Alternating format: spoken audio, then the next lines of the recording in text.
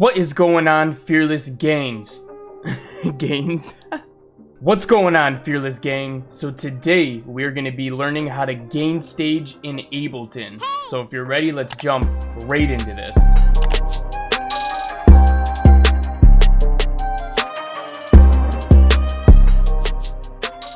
So what gain staging is, when you break it down into its simplest element, is just keeping the level of your instruments or your drums the same even when you're applying different effects to it or whatever you're putting on it that may change the level of the volume. Because when you're putting these different effects on your instruments, they can tend to distort them, change the levels, and lose some of the qualities and elements from them that they may have because they're at that certain level.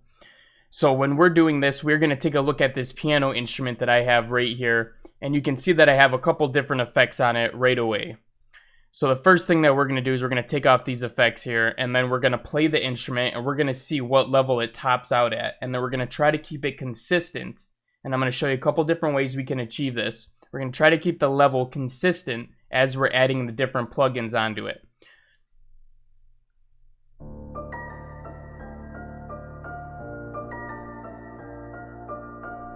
So we can see that that last little high note here is hitting right about negative 9 dB.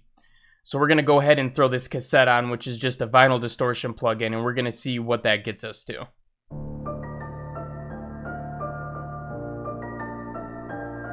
So you can see this added about 3 dBs of gain on it. So I'm going to open up this cassette here, and I'm going to show you how we can actually fix this.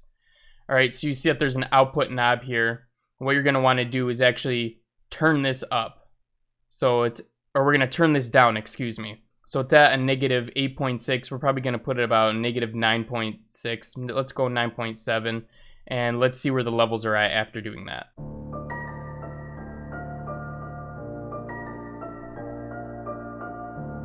Alright, now let's take it off just to compare one more time.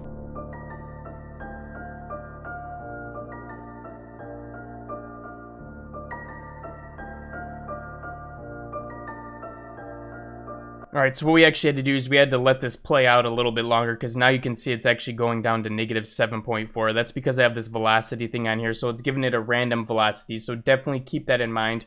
You might want to listen to it a couple more times just to make sure you're at the right thing. Okay, so negative 7.4, that's what we're looking for now. So let's turn this back on and let's get it down there.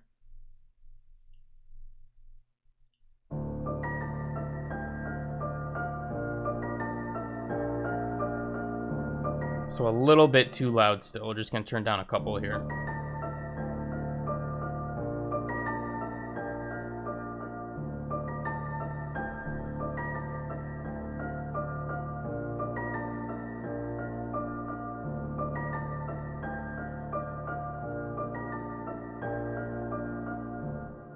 Alright, so we need to turn it back up maybe 1 or 2. Let's go with this.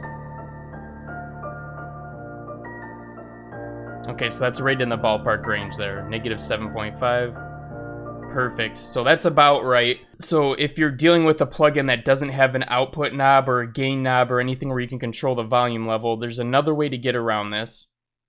If you go into your audio effects here, you have a utility. Just go ahead and slap a utility on there and you have a gain knob. This is very useful. You can just use the gain knob here to go ahead and set it back to normal. You could just put this down. You could just turn down the actual fader level, but the problem with that is you already have your fader level probably mixed. So you probably already have your gain level at the right level mixed with your other instruments. You don't really want to put this up and then put it down and then keep moving it around because it's going to get lost with the other things. So that's why you want to use a utility or actually use the instrument instead. Alright, so I also have an effect rack that I'm going to put on here. So let's turn this on and see what this is going to do to the volume level.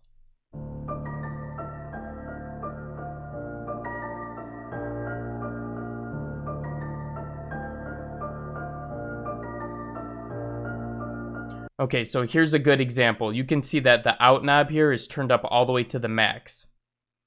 And we could go ahead and play with the output on this right here, but I don't even want to do that. I'm just going to use the utility just because it feels better to me.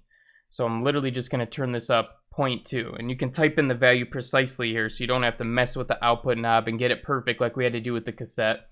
You can literally just turn 0.2 or point any decimal with the utility. So the utility is great. Definitely take advantage of that.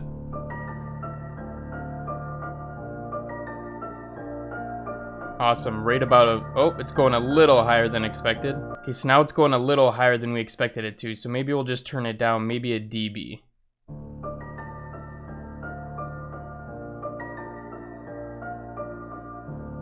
Okay, that seems about right there, because it's at a negative 7.37 now at the highest. Okay, so sometimes you're going to have to tweak it, and you're definitely going to have to listen to it over again, especially if you have like a randomizer like the velocity on there, because it's going to be playing different ranges at different times. So you have to make sure that you're getting it at the precise level. So listen back to it a couple different times, but that's exactly how you gain stage in Ableton. Now, we just did that for one. We just did that for the piano. You're going to want to do that for all your leads and all your instruments. Make sure that once you have them at about the right levels here, you can see that they're all set at a good level. So once you start adding your plugins onto it, you want to maintain that level. And this may seem like a lot of extra work to be doing when you could just use the fader, but it's honestly a really good practice to get into. And like I said, if you're keeping the fader at the certain level, you're going to have to be putting them down, putting them back up. You may get some distortion because you're cranking things up too loud when they're not supposed to be there. So definitely get in the habit of gain staging your different instruments here, and it's going to help you significantly in your mixing. But anyways, guys, this is a short one. We're going to wrap up the gain staging tutorial right now.